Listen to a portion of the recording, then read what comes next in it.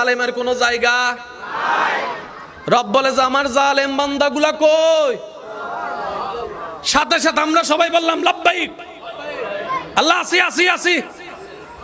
আল্লাহ তুমি ডাকলা আমাদেরকে, বাবা তো ডাকে নাই, মা তো ডাকে নাই, স্বামী তো ডাকে নাই, স্ত্রী তো ডাকে নাই, তুমি ডাকলা তো ডাকলা, ইয়া ইবাদি বলে ডাকলা, আমার বান্দা বলে ডাকলা, আমার বান্দা বলে ডাকলা। বাপে তো আমার ছেলে বলে নাই, স্বামী তো আমার বউ বলে নাই, তুমি তো আমাকে আমার বান্দা বলে ডাকলা। আল্লাহ এত জুলুম করার পর, এত অন্যায় করার পর, এত গুনাহ করার পর, এত পাপ করার পর আমাকে এখনো তোমার বান্দা বলে ডাকতেছো।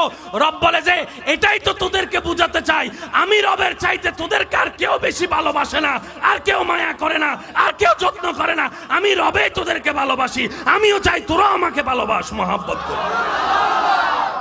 ভালোবাসা কয় পক্ষ থেকে হয় বলেন না? সারাদিন আপনি আই লাভ ইউ বললে হবে? ওই দিক থেকে আই লাভ